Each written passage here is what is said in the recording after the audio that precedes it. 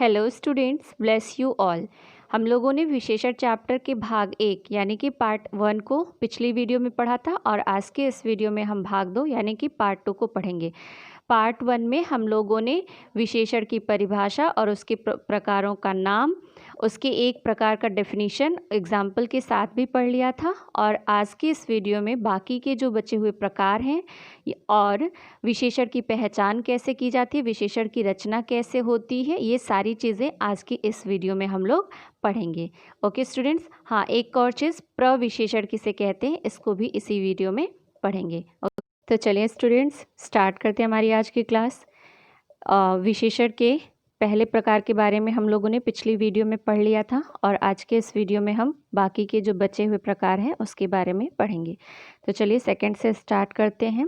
संख्यावाचक विशेषण, इसका डेफिनेशन क्या है? जिन विशेषण शब्दों द्वारा संज्ञा तथा सर्वनाम की संख्या संबंधी विशेषता का बोध होता है उन्हें संख्यावाचक विशेषण कहते हैं। जैसे एग्जाम्पल देखेंगे, हम 6 दोस्त हैं तो 6 क्या है? संख्या होती है, ठीक है। और ये किसकी विशेषता बता रहा है? दोस्त की विशेषता बता रहा है। नेक्स्ट क्या है? एक पेड़ पर चिड़िया ने एक घोंसला बनाया था। तो एक पेड़ पर, पेड़ कितने हैं? एक, और घोंसला कितना है? एक। तो एक इस पेड़ की विशेषता बता रहा है और यह एक जो है ये घोंसला की विशेषता बता रहा है, ठीक है। तो नेक्स्ट देखते हैं, घोंसले में 4 चूजे थे। चूजे मीन्स होता है चिड़िया के बच्चे, ठीक है। इसके मीन्स होता है चिड़िया के बच्चे। तो घोंसले में 4 चूजे थे। कितने चूजे थे? 4। ये इसकी विशेषता बता रहा है, ठीक है। तो जहाँ भी संज्ञा और सर्वनाम की संख्या संबंधी विशेषता का बोध होगा वहाँ पर क्या होगा? संख्यावाचक विशेषण होगा। संख्यावाचक विशेषण कितने प्रकार के होते हैं? इनको 2 भागों में बांटा गया है। कौन कौन से? एक तो होता है निश्चित संख्यावाचक और दूसरा होता है अनिश्चित संख्यावाचक विशेषण। तो चलिए सबसे पहले देखते हैं कि निश्चित संख्यावाचक विशेषण क्या होता है। निश्चित संख्यावाचक विशेषण जिस संख्यावाचक शब्द से किसी निश्चित संख्या का बोध होता है उसे निश्चित संख्यावाचक कहते हैं। जैसे 2 लड़कियां पार्क में घूम रही हैं। लड़कियों की जो संख्या है वो निश्चित है। कितनी लड़कियां हैं? 2, ठीक है। तो लड़कियों की जो संख्या है वो निश्चित है, तो यहाँ पर क्या हो जाएगा? निश्चित संख्यावाचक विशेषण। अगला देखते हैं, 4 लोग आपस में बातें कर रहे हैं। लोग कितने हैं? 4, ठीक है। तो यहाँ पर भी संख्या का पता चल रहा है तो ये निश्चित संख्यावाचक हो जाएगा। नेक्स्ट देखते हैं, यहाँ 4 कुर्सियाँ रख दो। कितनी कुर्सियाँ रख दो? 4 कुर्सियाँ रख दो, यानी कि संख्या का पता चल रहा है। अनिश्चित संख्यावाचक विशेषण जिस शब्द से निश्चित संख्या का बोध नहीं होता है उसे अनिश्चित संख्यावाचक विशेषण कहते हैं। जैसे कुछ बच्चे मिलकर पौधे लगा रहे हैं। बच्चे पौधे लगा रहे हैं लेकिन कितने बच्चे हैं पता नहीं है। उनकी संख्या का अनुमान लगाया गया है, यानी कि कुछ बोल दिया गया। यानी कि जब हमें संख्या का पता नहीं चलेगा और हम अंदाज के बेस पे या मतलब गेस करके बताएंगे कि कितने हो सकते हैं, तो वहाँ पर क्या हो जाएगा? अनिश्चित संख्यावाचक विशेषण हो जाएगा, ठीक है।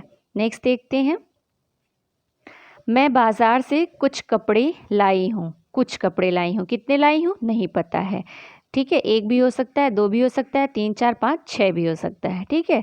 तो जब कपड़ों की संख्या निश्चित नहीं, हमें ये कंफर्म नहीं है कि वो कितने हैं, तो वहाँ पर क्या हो जाएगा? अनिश्चित संख्यावाचक विशेषण हो जाएगा, ठीक है। नेक्स्ट देखते हैं, तीसरा प्रकार जो है वो परिमाणवाचक विशेषण होता है। इसकी परिभाषा क्या होती है? जो शब्द संज्ञा और सर्वनाम की मात्रा या परिमाण का बोध कराते हैं। यहाँ पर ये क्या हो जाएगा? का बोध कराते हैं, उन्हें परिमाणवाचक विशेषण कहते हैं। जैसे मैं दुकान पर 2 किलो दूध लेने गया। देखिए परिमाण का मतलब यहाँ पर होगा नाप तौल से, ठीक है। जिन चीज़ों को हम नाप तौल के लेते हैं उन्हें, उसमें जिस विशेषण का प्रयोग होता है उसे हम परिमाणवाचक विशेषण कहते हैं। जैसे उदाहरण देखेंगे, मैं दुकान पर 2 किलो दूध लेने गया। ठीक है। तो दूध को हम नाप तौल सकते हैं, इसलिए यहाँ पर क्या हो जाएगा, परिमाणवाचक विशेषण हो जाएगा। ठीक है। अगला क्या है, मैंने 250 ग्राम पनीर तथा आधा किलो दही भी ली। देखिए यहाँ पर पनीर की भी मात्रा का पता है 250 ग्राम और दही की मात्रा आधा किलो। तो यहाँ पर जहाँ पर हमें मात्राओं का पता चलेगा, किसी भी चीज़ की नाप तौल का पता चलेगा, वहाँ पर क्या हो जाएगा, परिमाणवाचक विशेषण हो जाएगा। अब देखेंगे हम कि परिमाणवाचक विशेषण के भी दो भाग होते हैं। ठीक है, कौन कौन से, निश्चित परिमाणवाचक विशेषण और दूसरा क्या होता है, अनिश्चित परिमाणवाचक विशेषण। तो निश्चित परिमाणवाचक विशेषण के बारे में सबसे पहले हम जानेंगे। वे विशेषण शब्द जो निश्चित मापतौल का बोध कराते हैं निश्चित परिमाणवाचक विशेषण कहलाते हैं। जैसे दादी बाजार से 2 किलो टमाटर लाईं। ठीक है, यहाँ पर देखिए नाप तौल की जो मात्रा है वो पता है, 2 किलो टमाटर लाईं। ठीक है, तो इसकी मात्रा हमें पता है, इसलिए ये हो जाएगा निश्चित परिमाणवाचक विशेषण। मेरी कमीज़ 2 मीटर कपड़े में बनती है। कितने मीटर कपड़े में बनती है, 2 मीटर कपड़े में बनती है।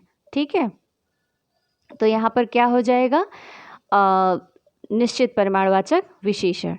नेक्स्ट देखते हैं इसी का कि अनिश्चित परिमाणवाचक। पहला तो क्या होता है, निश्चित परिमाणवाचक विशेषण और दूसरा क्या होता है, अनिश्चित परिमाणवाचक विशेषण।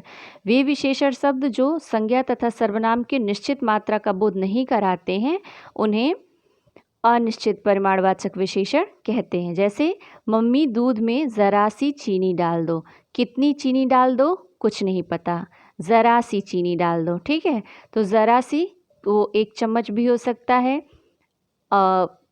थोड़ा ज़्यादा 2 चम्मच भी हो सकता है, कम भी हो सकता है, चुटकी भर भी हो सकता है, कुछ भी हो सकता है। ठीक है, तो जब हमें मात्रा का पता नहीं रहेगा तो वहाँ पर अनिश्चित परिमाणवाचक विशेषण हो जाएगा।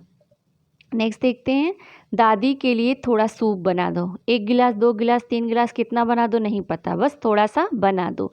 तो यहाँ पर जो थोड़ा हो जाएगा वो क्या हो जाएगा, अनिश्चित परिमाणवाचक विशेषण हो जाएगा। ठीक है, नेक्स्ट देखते हैं सार्वनामिक विशेषण या संकेतवाचक विशेषण। वे सर्वनाम शब्द जो विशेषण की भांति प्रयोग में लाए जाते हैं उन्हें सार्वनामिक विशेषण या संकेतवाचक विशेषण कहते हैं। जैसे यह लड़का बुद्धिमान है। लड़का बुद्धिमान है, लेकिन कौन सा लड़का, किसी लड़के की, किसी पर्टिकुलर लड़के की तरफ हम लोग संकेत कर रहे हैं, तो हमने ये बोल दिया कि यह लड़का बुद्धिमान है। ठीक है, तो जब हम किसी पर्टिकुलर व्यक्ति, वस्तु या स्थान की तरफ व्यक्ति वस्तु की तरफ क्या करेंगे, इशारा करके बताएंगे, उसकी विशेषता को बताएंगे, तो वो क्या हो जाएगा, सार्वनामिक विशेषण हो जाएगा। ठीक है, तो यहाँ पर सार्वनामिक विशेषण क्या होगा, यह। ठीक, वह औरत धीरे धीरे आ रही है।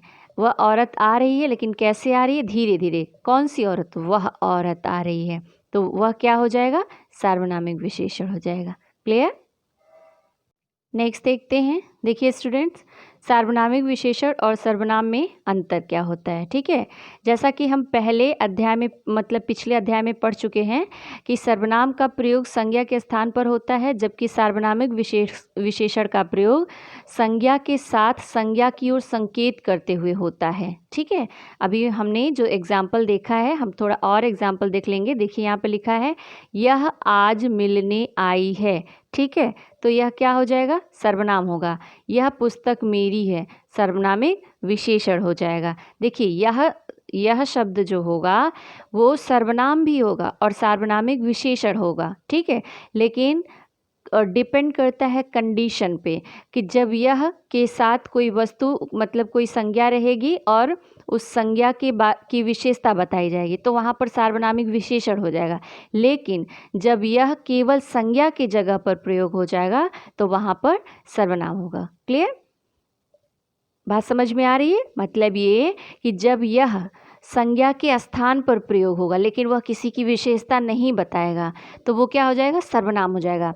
लेकिन जब यह किसी संज्ञा के साथ प्रयुक्त होकर के और उसकी विशेषता बताएगा, तो यह हो जाएगा सार्वनामिक विशेषण।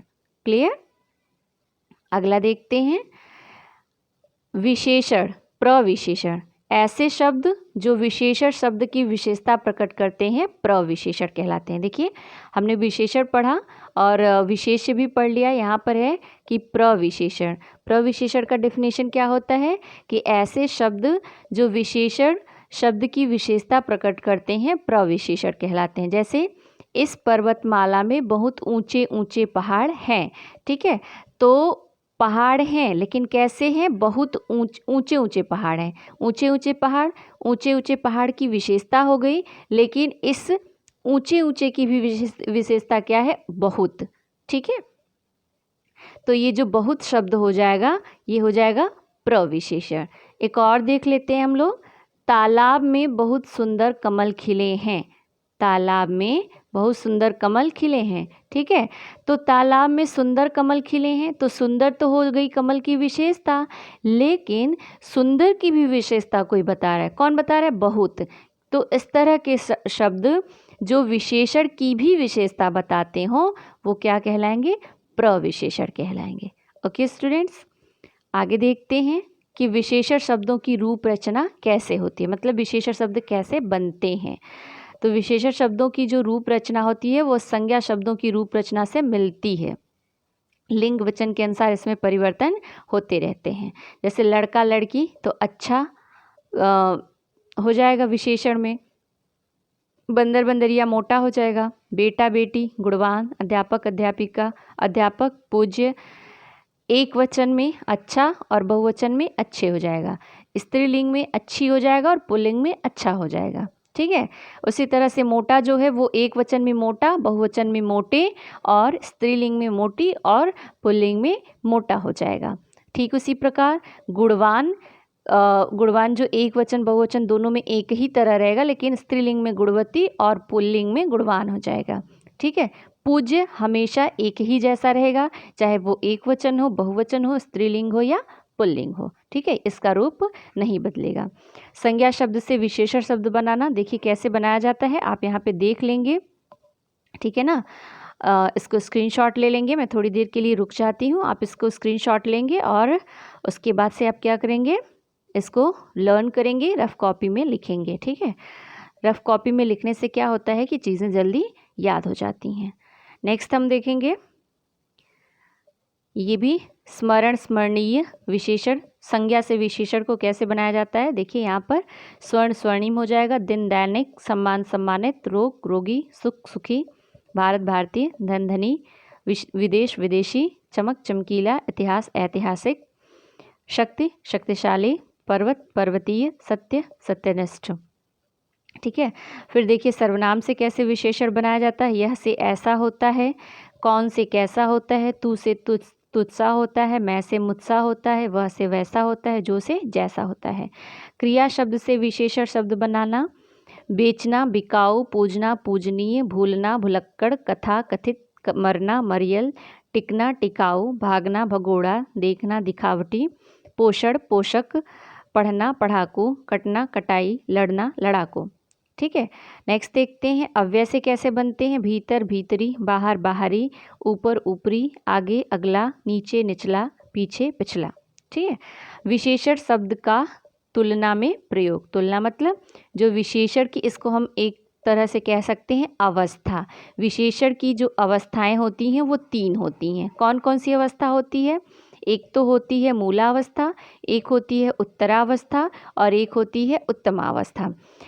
तो देखिए जो मूला अवस्था होती है, जब किसी शब्द की हम विशेषता एज इट इज़ बताते हैं, जैसे वह सुंदर है तो वो क्या हो जाएगा, मूलावस्था, सिर्फ वो सुंदर है। लेकिन अगर हमने उसकी तुलना कर दी, तुलना कैसे कर दी कि वह उन दोनों से सुंदर है। ठीक है, तो ये हो जाएगा उत्तरावस्था, क्योंकि वो 2 लोगों से सुंदर है। लेकिन हमने ये अगर बोल दिया कि वह सबसे सुंदर है, सबसे, जब यहाँ पर सबसे आ जाएगा मतलब चाहे जितने भी लोग वहाँ पर हैं वो सबसे सुंदर है, तो वो क्या हो जाएगा, उत्तमावस्था हो जाएगा। ठीक है, अब देख लेते हैं हम एक एक की परिभाषा और इसका उदाहरण देख लेते हैं कि कैसे हमें समझना है। जब किसी एक ही प्राणी या वस्तु की विशेषता प्रकट की जा रही हो तो वहाँ पर मूला अवस्था होगी। जैसे यह करेला कड़वा है, यह बच्चा बुद्धिमान है। ठीक है, तो यहाँ पर सिर्फ करेले के बारे में बात की जा रही है और वो कड़वा है, यहाँ पर किसी से तुलना नहीं की जा रही है, तो यहाँ पर क्या हो जाएगा, मूलावस्था हो जाएगा। उत्तरावस्था क्या होता है, जहाँ दो प्राणियों या वस्तुओं की विशेषता की तुलना की जा रही है। मैंने अभी बताया ना आपसे कि जब दो लोगों से तुलना की जाएगी तो वहाँ पर क्या हो जाएगा, उत्तरावस्था हो जाएगा। ऐसा करते समय की अपेक्षा की तुलना में से बढ़कर से कम आदि शब्द विशेष्य के बाद आते हैं। जैसे मेरा भाई तुम्हारे भाई से काफ़ी छोटा है, छोटा है लेकिन कितना छोटा है, काफ़ी छोटा है। तुलना की जा रही है किससे, तुम्हारे भाई से, मेरे भाई की। ठीक। राधा अनुराधा से ज़्यादा सुंदर है, राधा सुंदर है लेकिन किससे सुंदर है, अनुराधा से ज़्यादा सुंदर है। तो यहाँ पर क्या हो जाएगा, उत्तरावस्था हो जाएगा। नेक्स्ट देखते हैं उत्तमावस्था। देखिए, उत्तरावस्था को प्रकट करने के लिए विशेषण शब्दों के बाद तर प्रत्यय जोड़ दिया जाता है। जैसे लघु हो गया तो लघुत्तर। ठीक है, तो जहाँ पे तर आपको दिखेगा तो आप समझ जाएंगे कि वहाँ पर उत्तरावस्था है, यानी कि दो लोगों के बीच में तुलना हो रही है। अब देखेंगे उत्तमावस्था, जहाँ दो या अधिक व्यक्तियों या वस्तुओं में से किसी एक को सबसे अधिक विशेषता युक्त बताया जाता है। सबसे सर्वाधिक, सब में, सभी से आदि शब्द समूहवाची शब्द के बाद आते हैं, तो वहाँ पर क्या हो जाएगा, उत्तमावस्था हो जाएगा। जैसे विनायक कक्षा में सबसे बुद्धिमान है, वह किसी एक दो से बुद्धिमान नहीं है बल्कि सबसे बुद्धिमान है, तो यहाँ पर क्या हो जाएगा, उत्तमावस्था, यानी कि उससे बुद्धिमान कोई नहीं है। बजरंग सर्वाधिक बलवान है, बजरंग मतलब सबसे बहुत ज़्यादा बलवान है, मतलब उसके जितना बलवान कोई नहीं है। तो जहाँ पर तुलना की जाएगी कि उसके जैसा कोई भी ना हो, तो वहाँ पर क्या हो जाएगा, उत्तमावस्था हो जाएगा। ठीक है, कुछ पॉइंट दिया हुआ है। उत्तमावस्था में विशेषण के बाद तम प्रत्यय का प्रयोग किया जाता है, जैसे लघुत्तम, ठीक है, महत्तम, इस तरह के जो शब्द होंगे वो क्या हो जाएंगे, उत्तमावस्था में आएंगे। उत्तमावस्था में विशेषण से पहले सबसे या सर्वाधिक शब्द का प्रयोग करके किसी को अच्छा या बुरा बताया जाता है। जैसे सचिन तेंदुलकर सबसे अच्छा खिलाड़ी है, तो सबसे आ गया ना, सबसे या सर्वाधिक जहाँ पर जुड़ जाएगा तो वहाँ भी हम समझ जाएंगे कि वहाँ पर उत्तमावस्था है। ठीक। संस्कृत शब्दों में विशेषण शब्दों की उत्तरावस्था दर्शाने के लिए शब्द के अंत में तर तथा उत्तमावस्था दर्शाने के लिए शब्द के अंत में तम जुड़ता है। ठीक है, ये संस्कृत की बात है। अब यहाँ पर देखिए, मूलावस्था, उत्तरावस्था और उत्तमावस्था तीनों दिया हुआ है, आप इसको पढ़ेंगे। जैसे लघु लघुत्तर, लघुत्तम, कोमल कोमलतर, कोमलतम, उच्च उच्चतर, उच्चतम, न्यून न्यूनतर, न्यूनतम, श्रेष्ठ श्रेष्ठतर, श्रेष्ठतम, सुंदर सुंदरतर, सुंदरतम, नवीन नवीनतर, नवीनतम, प्राचीन प्राचीनतर, प्राचीनतम, अधिक अधिकतर, अधिकतम, शीघ्र शीघ्रतर, शीघ्रतम, निम्न निम्नतर, निम्नतम, मधुर मधुरतर, मधुरतम, निकट निकटतर, निकटतम, गुरु गुरुतर, गुरुतम, प्रिय प्रियतर, प्रियतम, पवित्र पवित्रतर, पवित्रतम। ठीक है, तो ये हो गया हमारा विशेषण चैप्टर फिनिश। ठीक है स्टूडेंट्स, अगर आपको इस वीडियो में कुछ नहीं समझ में आया होगा तो आप मुझसे कमेंट करके या फिर कमेंट करके ही आप मुझसे पूछ सकते हैं। ओके स्टूडेंट्स, नाउ हमारा हाफ ईयरली पोर्शन यहाँ पर फिनिश होता है। ठीक है, मिलते हैं नेक्स्ट वीडियो में, तब तक के लिए वेट करिए अपने PA2 पोर्शन के साथ। Okay students, now have a good day.